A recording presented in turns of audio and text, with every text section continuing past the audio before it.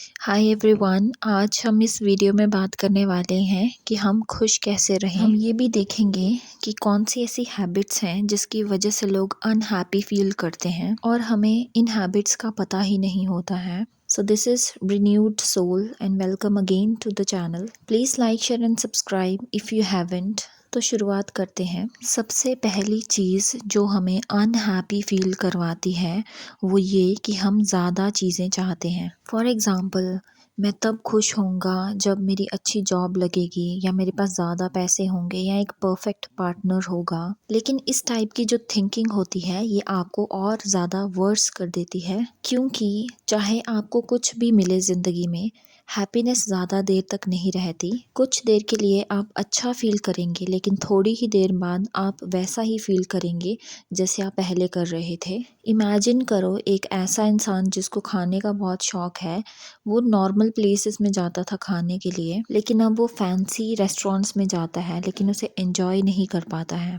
Money और success ऐसी चीज़ें हैं जो आपकी लाइफ को इम्प्रूव तो कर सकती हैं लेकिन आपकी हैप्पीनेस में कुछ ज़्यादा डिफरेंस नहीं लेके आ सकती हैं। और वेल्थ इसमें नहीं है कि आपके पास ज़्यादा चीज़ें होनी चाहिए, बल्कि इसमें है कि आप कम चीज़ों की उम्मीद करो, यानी कि आपकी वांट्स कम हों। मेन पॉइंट ये है कि अगर आप अपने गोल्स की तरफ वर्क कर रहे हो तो आपको उस प्रोसेस को एंजॉय करना चाहिए। अगर आप अपनी प्रोसेस में एंजॉय ही नहीं कर पा रहे हो, खुश ही नहीं हो, जब आप सक्सेसफुल हो जाओगे आपको वो खुशी नहीं मिलेगी। दूसरा ये कि stop comparing yourself to others. Comparison एक ऐसी चीज़ है जो हमें अनहैप्पी फील करवाती है। जब आप किसी की तरफ देखते हो और ऐसा फील करते हो कि उनके पास ज़्यादा चीज़ें हैं और आपके पास नहीं, तो आपको बुरा लगता है अपने लिए। इमेजिन करो एक ऐसा आदमी जो कि बहुत सक्सेसफुल है अपनी लाइफ में, लेकिन फिर भी वो अपने आप को किसी दूसरे इंसान से कंपेयर कर रहा है जो उससे बहुत ज़्यादा रिच है। अपनी सक्सेस पे प्राउड फील करने के बजाय वो दुखी है क्योंकि कोई और अच्छा कर रहा है। तो इस चीज़ का सोल्यूशन क्या है? सोल्यूशन है ग्रैटिट्यूड। अगर आप जो चीज़ें आपके पास नहीं हैं उन पे फोकस ना करके जो चीज़ें आपके पास है उन पे फोकस करो तो आपकी लाइफ चेंज हो जाएगी। बहुत सारे लोग हैं जिनको आपकी जैसी ज़िंदगी पसंद है, चाहे वो आपके लिए परफेक्ट हो या नहीं हो। तीसरा है लेट गो ऑफ एक्सपेक्टेशंस। जब आप ऐसा सोचते हो कि काश ऐसा नहीं होना चाहिए था या काश चीज़ें अलग होती, तो इसका मतलब ये है कि आप एक डिफरेंट आउटकम एक्सपेक्ट कर रहे थे जो कि नहीं हुआ। लेकिन सच तो ये है कि कुछ चीज़ें आपके कंट्रोल में होती हैं और कुछ नहीं होती हैं।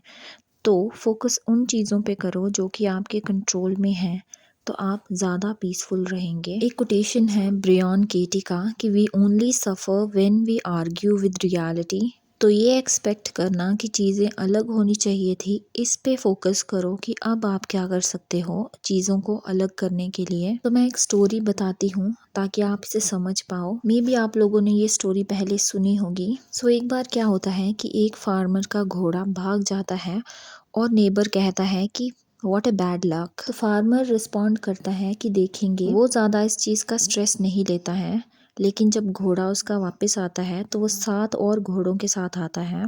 देन उसका नेबर कहता है कि व्हाट अ गुड लक। फिर से फार्मर कहता है कि देखेंगे।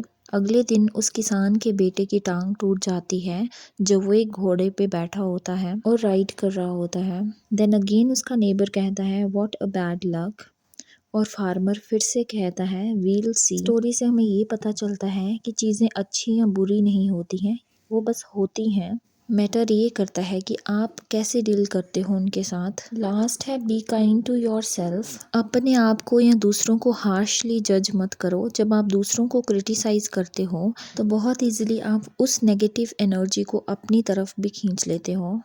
इसलिए दूसरों के लिए भी अच्छे थॉट्स लेकर आओ कि आपके थॉट्स भी आपके लिए पॉजिटिव हों। जब कोई चीज़ आपको परेशान करती है तो वो चीज़ आपको परेशान नहीं करती है, लेकिन आप जो उस चीज़ के बारे में सोचते हो वो चीज़ आपको अपसेट करती है और वो आप चेंज कर सकते हो। तो अपनी खुशी इस पे मत रखो कि आपने ज़्यादा अचीव करना है। दूसरों से कंपेयर करने के बजाय आप ग्रैटिट्यूड प्रैक्टिस करो। एक्सपेक्टेशंस को लेट गो करो और उन चीज़ों पे फोकस करो जो आप कंट्रोल कर सकते हो। हर इंसान हैप्पीनेस क्रिएट करता है, हैप्पीनेस ढूंढता नहीं है। So that's all for today. अगर आपको ये अच्छी लगी तो प्लीज़ लाइक शेयर और सब्सक्राइब करो। सी यू नेक्स्ट टाइम।